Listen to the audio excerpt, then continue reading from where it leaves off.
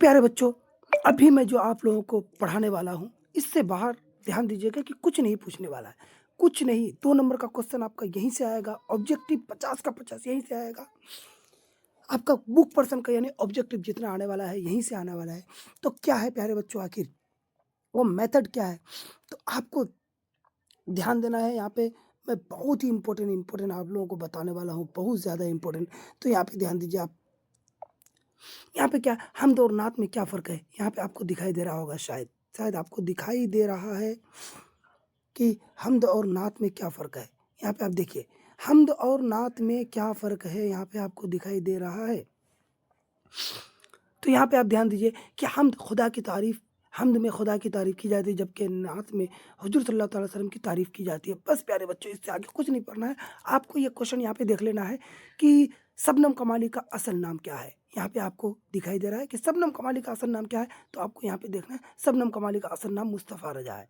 Okay प्यारे बच्चों, कायनात की तख्लीक किसने की? तो कायनात की तख्लीक अल्लाह ताला ने की है। दिखाई दे रहा है आपको, कायनात की तख्लीक अल्लाह ताला ने की।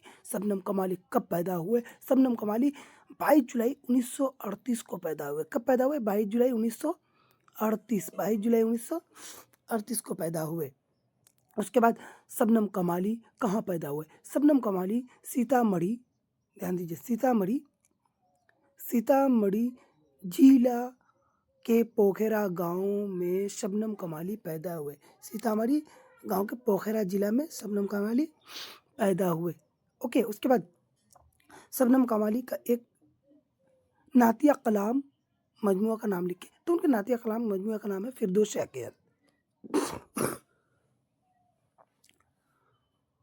उसके बाद प्यारे बच्चों, इंसान की मुश्किलों को हमद में किसकी तारीफ़ की जाती है? तो हमद में खुदा की तारीफ़ की जाती है। हमद में खुदा की तारीफ़ की जाती है। इंसान की मुश्किलों को कौन हल करता है? तो आप खुद दिमाग लगाइए कि इंसान की जो मुश्किल होती है वो कौन हल करता है? इंसान की मुश्किलों को खुदा ताला हल करता है। शबनम कमाली का इंतकाल कब हुआ? तो प्यारे बच्चों, यहाँ पे मिस हो गया है, यहाँ पे नहीं है, 2007 नहीं होगा, 2004 होगा। आप 2004 याद करना। कब? 2004 में। शबनम कमाली का इंतकाल कब हुआ? 2004 में हुआ। मैं उम्मीद करता हूँ कि यहाँ तक आपको बहुत अच्छी तरीक़े से समझ में आ गया। उसके बाद हम आगे देखते हैं, आगे क्या है प्यारे बच्चों? आगे की सुहेल अजीम आबादी के अफ़सानों के पहले मजमूए का नाम दो, जो किस साल शाये हुआ था और वह किस साल शाये हुआ था? यहाँ पे कि उसका पहला अफ़सानवी मजमूआ है जो, वो उसका नाम क्या है और वो किस साल शाये हुआ था? तो उसका जो पहला अफ़सानवी मजमूआ है उसका नाम है चार चेहरे। उसके बाद उसका शात हुआ था आज़ादी के बाद हुआ था। कब? आज़ादी के बाद उसका शाये हुआ था। उसके बाद है सुहेल अजीम आबादी की पैदाइश कहाँ पे हुआ? तो सुहेल अजीम आबादी का पैदाइश पटना में हुआ। कहाँ पे हुआ? पटना में हुआ, ध्यान दीजिएगा आप। उसके बाद है सुहेल अजीम आबादी। सुहेल अजीम आबादी के बचपन का नाम क्या था? जो उनका असल नाम था, उनका बचपन का भी नाम था। तो उनका असल नाम था सैयद मुजीबुर रहमान और उसका बचपन का भी नाम वही था, सैयद मुजीबुर रहमान। उसके बाद क्या है, उर्दू के किसी दो अफसानवी का नाम लिखे, अफसाना निगारों का नाम लिखे। तो आपने पढ़ा है कमर जहाँ आगे।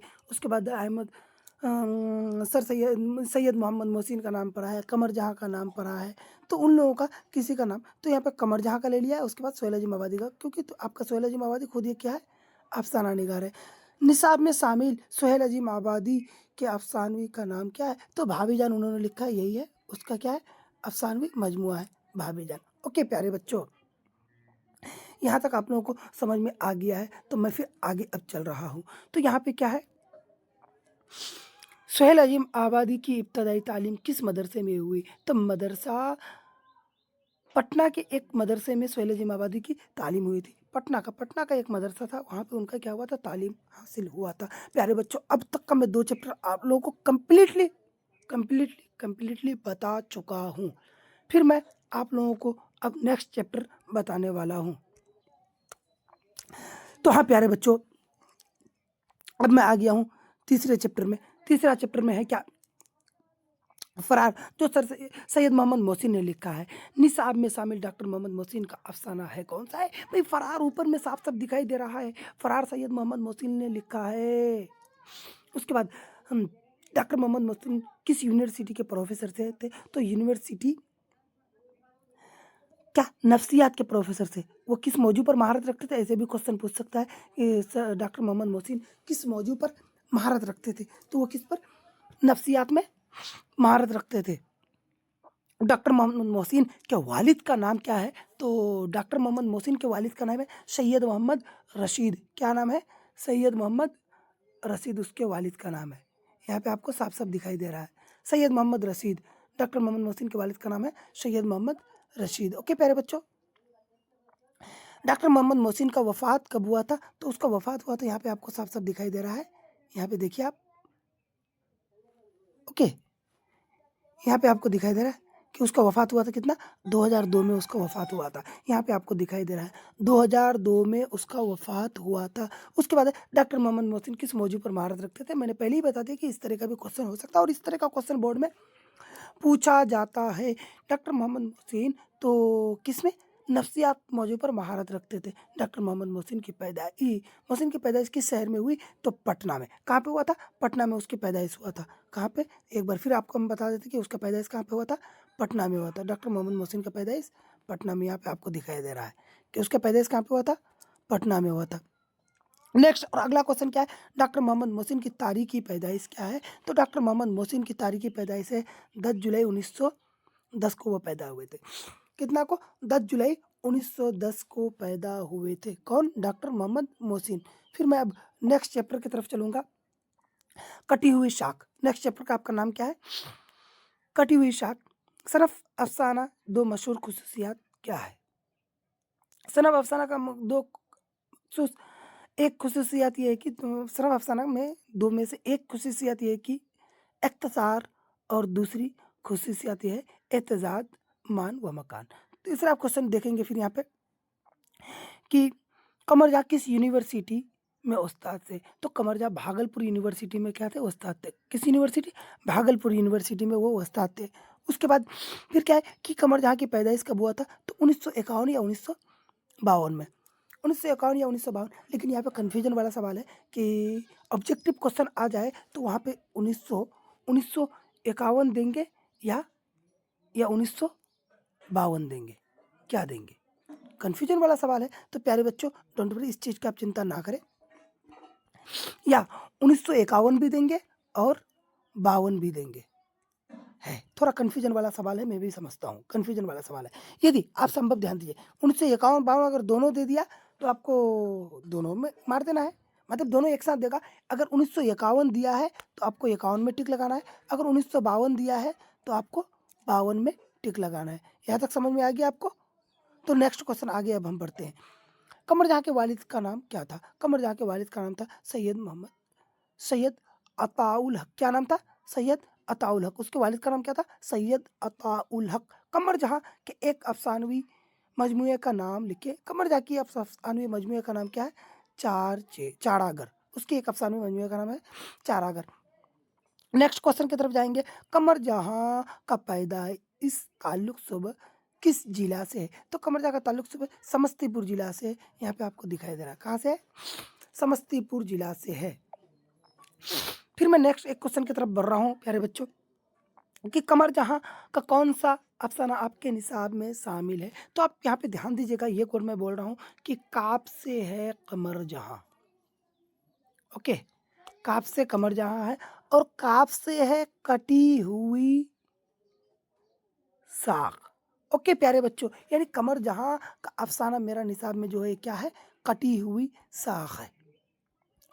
ओके, फिर मैं आगे आगे बढ़ रहा हूँ आसियाने की तरफ। निगार अजीम का मजमुआ गहन कब शाये हुआ था? तो ये कब शाये हुआ था? 1999 में शाये हुआ था। कमर जहाँ का ये निगार अजीम आबादी का जो अफसाना गहन है वो 1999 को शाये हुआ था। उसके बाद निगार अजीम के सफ़रनामे का नाम क्या है? निगार अजीम के सफ़रनामे का नाम क्या है? गुरुद्वारगी है। यहाँ पे आपको दिखाई दे रहा है क्या है? गुरुद्वारगी है। यहाँ पे देखिए आप। ओके प्यारे बच्चों, फिर मैं अब आगे बढ़ रहा हूँ।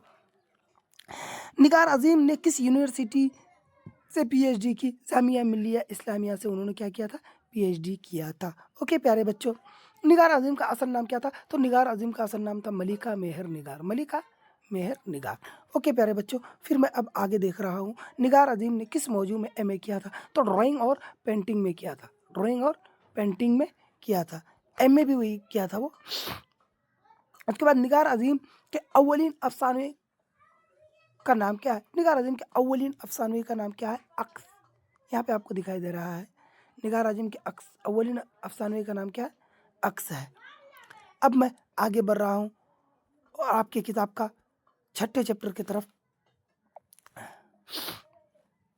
तो यहाँ पे आप देखिए कि ये आलमी हिद्दत जिसको ग्लोबल वार्मिंग बोलते हैं। मीथेन गैस कहाँ से निकलती है? तो प्यारे बच्चों, मीथेन गैस धान के खेत और जानवरों के गोबर से निकलती है। ऐसे भी ऑब्जेक्टिव क्वेश्चन पूछ सकता है आपको कि मीथेन गैस कहाँ से निकलती है? धान के खेत से, या फिर गेहूं के खेत से, और भी मक्का का खेत कुछ दे सकता है, या फिर ये भी पूछ सकता है जानवरों के गोबर से, और भी कुछ परिंदा वगैरह दे सकता है। तो आपको यहाँ अगर दोनों दे दे तो दोनों मार देना, अगर एक दे तो एक। हालांकि ये सब्जेक्टिव क्वेश्चन पूछते हैं प्यारे बच्चों, आपको चिंता की ज़रूरत नहीं है। अब मैं नेक्स्ट क्वेश्चन की तरफ बढ़ रहा हूँ कि क्योटो में ग्लोबल वार्मिंग कॉन्फ्रेंस कब हुआ था? तो क्योटो में जो है वो ग्लोबल वार्मिंग कॉन्फ्रेंस कब हुआ था? 1900 ये 2007 में हुआ था। क्योटो में ग्लोबल वार्मिंग कॉन्फ्रेंस कब हुआ था? 2007 में हुआ था। ज़मीन में दर्जा हरारत का गुज़िस्ता सालों में कितना मतलब बढ़ गया है? तो गुज़िस्ता सालों में ज़मीन के दर्जा हरारत गुज़िस्ता सालों में 0.75 डिग्री बढ़ गया है, 0.75 डिग्री बढ़ गया है। बालोगान कॉन्फ्रेंस में कौन अजीम साइंसदान मेहमान खुसूसी हुए थे? तो बालोगान कॉन्फ्रेंस में एपीजे अब्दुल कलाम एक अजीम साइंसदान थे जो एक खुसूसी मेहमान बन के आए थे। होता है ना कि कहीं पे कुछ प्रोग्राम होता है तो उसमें एक खुशी से कोई मेहमान होता है, तो बालोगान कॉन्फ्रेंस जो था वो हमारे देश के, इंडिया के एपीजे अब्दुल कलाम साहब वो खुशी से मेहमान बन करके गए थे। और ये बहुत इंपॉर्टेंट क्वेश्चन, 1,00,000% का गारंटी है प्यारे बच्चों कि यहाँ से ये क्वेश्चन आपको पूछेंगे। क्या? कि ग्लोबल वार्मिंग कैसा मसला है, ये क्वेश्चन पूछेंगे आपको।